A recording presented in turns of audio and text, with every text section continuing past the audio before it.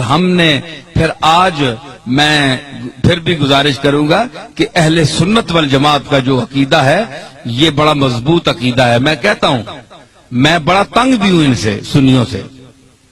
میں کھلا آدمی ہوں، میں کوئی ڈرتا نہیں ہوں کسی سے. زندگی موت اللہ کے ہاتھ ہے، اللہ کے ہاتھ ہے، کوئی نہیں مار سکتا. جب اس کا حکم ہوگا تو مریں گے، ہیں جی. تو اس لیے ڈر کوئی نہیں ہے، صرف یہ ہے کہ مجھے ان سے گلہ بھی بڑا ہے کہ یہ سمجھتے ہیں کہ ہمارے مسلک کی ترجمانی کی جائے تو ہماری ساری ان باتوں کو مان لیا جائے جن کا ہمارے پاس ثبوت نہیں ہے اور ہم نے اپنی طرف سے گھڑ کر اس کو دین میں شامل کر لیا ہے. ان کو بھی مانو تب سنی ہو، یہ میں نہیں مانتا.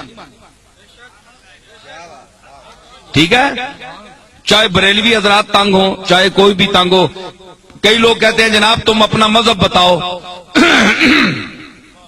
کہ تم بریلوی ہو، دیوبندی ہو، شیعہ ہو، اہل قرآن ہو، تبلیغی ہو، کیا بلا ہو. بھائی کبھی بریلویوں کی تعریف کرتے ہو، کبھی ان کو دھر لیتے ہو. کبھی دیوبندیوں کی تعریف کرتے ہو، کبھی ان کو دھر لیتے ہو. کبھی شیعہ کی تعریف کرتے ہو، کبھی ان کو دھر لیتے ہو.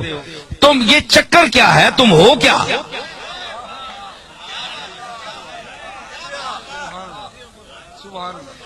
ہے جی. آج میں آپ کو بتاتا ہوں میں کیا ہوں. دیکھیں صاحب، یہ ان کا سوال بجا ہے کہ یہ سارے لوگ ان کی تعریف کرتے ہیں اور کبھی جو بہت خوش ہوئے ہوتے ہیں وہ دیوبندی بھی کہتے ہیں یار یہ تو ہمارا آدمی ہے، یہ دیوبندی ہے. وہ دوسرا خطاب سنتے ہیں وہ کہتے ہیں تب تن کے رکھ چھوڑیا سسا. بریلوی کہتے ہیں جناب یہ ہمارا ہے، تو دوسرا خطاب سنتے ہیں اس میں کوئی ان کی بات ہوتی ہے، ان کو دھر لیتا ہوں، وہ کہتے ہیں یہ گیا، یہ تو کچھ بھی نہیں ہے، ہمارا تو نہیں ہے.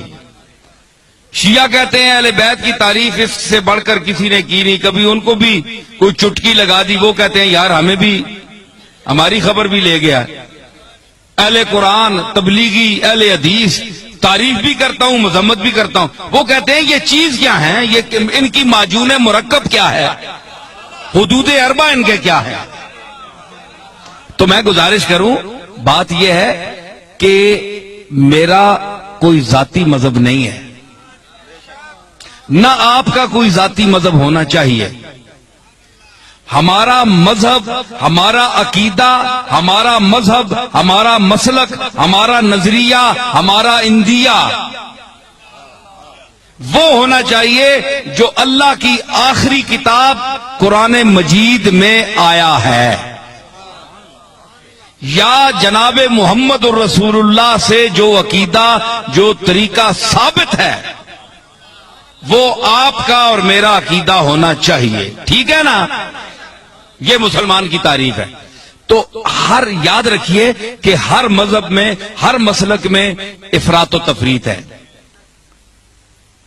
یا کوئی کسی بات میں گھٹ جاتا ہے، بہت دالیوں لے ونن تے بعض جگہ وہ اتنی شدت کرتے ہیں کہ حد سے بڑھ جاتے ہیں. میانہ روی، حضور نے فرمایا خیر الامور اوسطھا، یہ آپ کا ایسا جملہ ہے کہ پوری کائنات کے ہر چیز پر اس کا اطلاق ہو سکتا ہے. پوری کائنات، ہر عمل، ہر نظریہ، ہر نقطہ، یہ سرکار مدینہ کا وہ ارشاد ہے. میں اس کی تعریف کروں کہ فرمایا کہ ہر چیز میں درمیانہ روی اختیار کرو، ہر چیز میں. آپ اس کو گھر جائیں، اپنے بال بچوں کے ساتھ، بیوی کے ساتھ، والدین کے ساتھ، محلے والوں کے ساتھ برتیں اور حضور کے اس ارشاد مقدس کو آپ ذہن میں رکھیں کہ ہر چیز میں میانہ روی، نہ حد سے بڑھو نہ حد سے نیچے ہو، درمیان میں چلو. وہ کسی نے کہا نا کہ عزیز اتنا ہی رکھو کہ جی بہل جائے، عزیز اتنا ہی رکھو کہ جی بہل جائے، اب اس قدر بھی نہ چاہو کہ دم نکل جائے. ہر چیز کا ایک طریقہ ہوتا ہے اعتدال، درمیانہ روی. تو حضرت پیر میر علی شاہ صاحب کا کو اللہ نے علماء عصر میں امتیاز کیوں عطا فرمایا؟ دیوبندیوں نے کیوں ان کو مانا؟ شیعہ نے کیوں مانا؟ رد مرزائیت میں جب میرے دادا وہاں تشریف لے گئے تو سب نے مسلمہ طور پر آپ کو مقتدا اپنا کیوں مانا؟ آج کون سا پیر ہے پاکستان میں کہ جس کو تمام مسالک کے علماء اور مشائخ اکٹھے ہو کر اپنا پیشوا مانے؟ کوئی ہے آپ کے سامنے آیا؟ نہیں آیا، اس لیے کہ وہ خود معتدل نہیں ہے، وہ پارٹی کا بن گیا ہے، پارٹی کا ہو کر رہ گیا ہے۔ اس نے کہا ہے کہ اگر میں شیعہ ہوں تو میں نے شیعہ کی حمایت کرنی ہے، چاہے شیعہ غلط ہے میں نے شیعہ کو ثابت کرنا ہے۔ دیوبندی ہے تو اس نے کہا میں نے دیوبندیوں کو ثابت کرنا ہے چاہے وہ غلط ہی کریں۔ بریلوی ہیں ان کو میں نے ثابت کرنا ہے چاہے غلط ہی کہیں، میں نے ان کی تائید کرنی ہے۔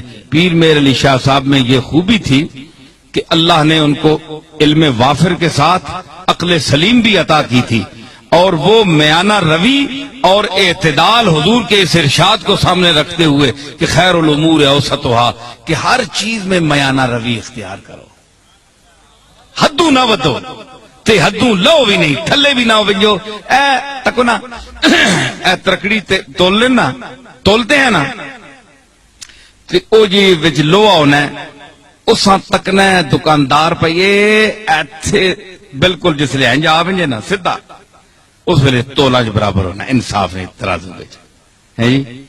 تے کئی جڑے او تے مولیاں نے پتھر مار چھوڑنے، مار کے میں تکنا رہا ہاں، مولیاں نے پتھر مار چھوڑا ہے یا ایویں سودے نہیں چمک دتی تو وہ پلڑا انج ہو گیا تو اساں جلدی جلدی پا دیتا، کیوں سرور تکنا ہونا ہے نا؟